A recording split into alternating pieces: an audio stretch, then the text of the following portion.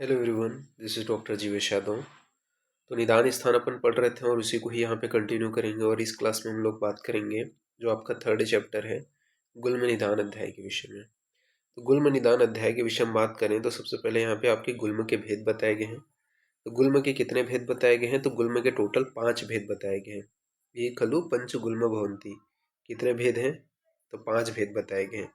पहला आपका वातज गुल्म, फिर है आपका पित्तज गुल्म, फिर है आपका श्लेष्मज अर्थात कफज गुल्म, फिर है आपका निश्चय गुल्म, और इसके बाद में है आपका शोणितज गुल्म। ठीक है, यानी कि रक्तज गुल्म। तो इस प्रकार से ये आपके जो टाइप्स हैं वो यहाँ पे आपके गुल्म के बताए गए हैं 5।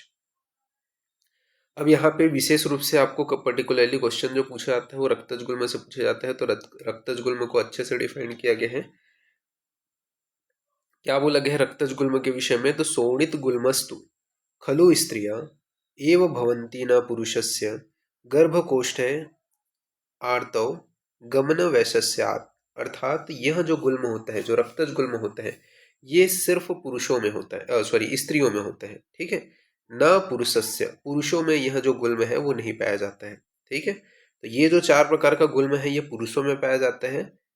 इसके अलावा पुरुषों में ये जो शोणितज गुल्म है वो नहीं पाया जाता है, जबकि स्त्रियों में ये शोणितज गुल्म पाया जाता है। यानी कि इन 4 के अलावा भी आपका 5वां जो गुल्म का टाइप है वो आपका पाया जाता है स्त्रियों में। तो ये आपको ध्यान में रखना है।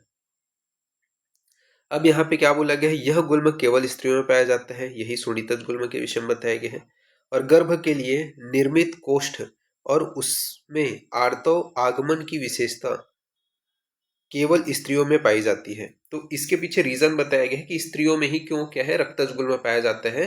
क्योंकि क्या है, जो स्त्रियां होती है उसमें निर्मित जो कोष्ठ है उसमें आर्तव का आगमन होता है। इस विशेष कारण की वजह से स्त्रियों में रक्तज गुल्म पाया जाता है। ठीक है, तो ये आपको ध्यान में रखना है। जब आप इसका डिटेलिंग पढ़ोगे ना तो आपको और क्लियर हो जाएगा। ठीक है, फिर यहाँ पे बोला गया रक्तज गुल्म में गर्भाशय की विकृत वृद्धि।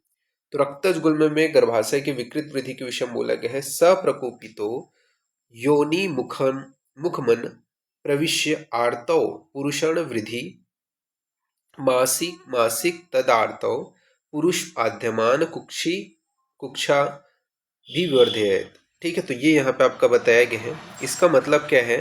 तो यहाँ पे आपका बोला गया है कि जो प्रकोपित वायु है, कौन सा प्रकोपित जो वायु है, वो योनि के मुख के भीतर प्रविष्ट होकर के आर्तव को रोक देते हैं। और यह जो है अवरुद्ध आर्तव प्रत्येक मास में गर्भाशय को बढ़ाता रहते हैं।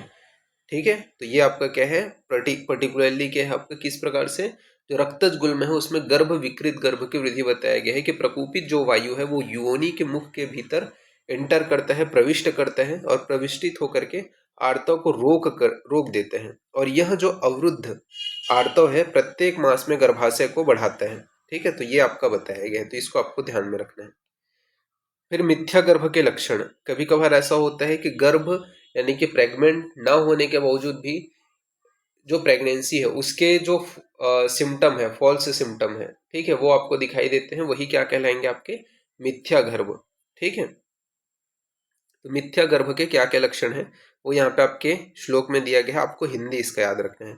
क्या क्या बताया गया है मिथ्या गर्भ होने पर? तो यहाँ पे बोला गया है शूल की उत्पत्ति होगी, कफिंग होगी, अतिसार की उत्पत्ति होगी, छर्दी यानी कि वॉमिटिंग आएगा, अरुचि, ठीक है, यानी कि भोजन खाने की इच्छा का ना होना, अविपाक की उत्पत्ति होना, अंगमर्द की उत्पत्ति होना, निद्रा, आलस्य, स्थैमित्य, कप्रसेक, स्तनों में क्या है स्तन्य गमन। ठीक है, इसके अलावा ओष्ठ यानी कि लिप्स हो गए, स्तन मंडल हो गए, इनका कृष्ण वर्ण का हो जाना, ये आपको उसके अंतर्गत जो आपको सद्योग्राहित गर्भ है उसके लक्षण के अंतर्गत भी देखने को मिलते हैं। बट ये लक्षण भी क्या है आपके फॉल्स जो गर्भ है या मिथ्या गर्भ है उसके अंतर्गत दिखाई देगा, क्योंकि यहाँ पे क्या है गर्भ है नहीं बट उसकी मिथ्या हो रही है, उसका आपको मतलब ऐसे लक्षण प्रकट हो रहे हैं जो गर्भ ना होने के बावजूद भी दिखाई दे रहे हैं। ठीक है, जो नॉर्मली गर्भ होने के लक्षण है, तो वही चीज बताया गया है।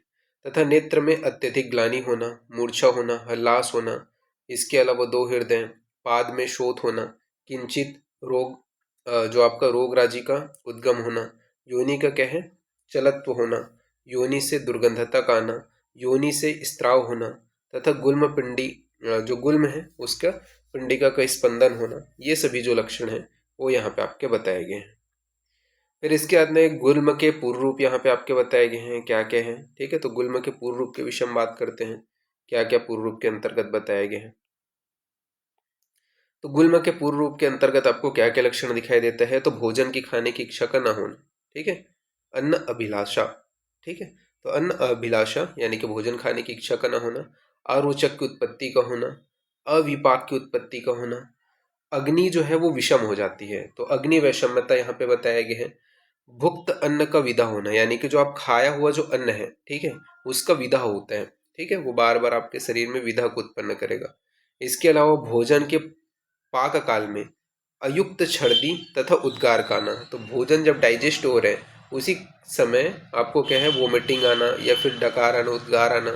साथ ही साथ किसका आना, डकार या उद्गार, वात का आना। ठीक है, मूत्र का या पुरुष का वेग जो है उसका अप्रादुर्भाव होना।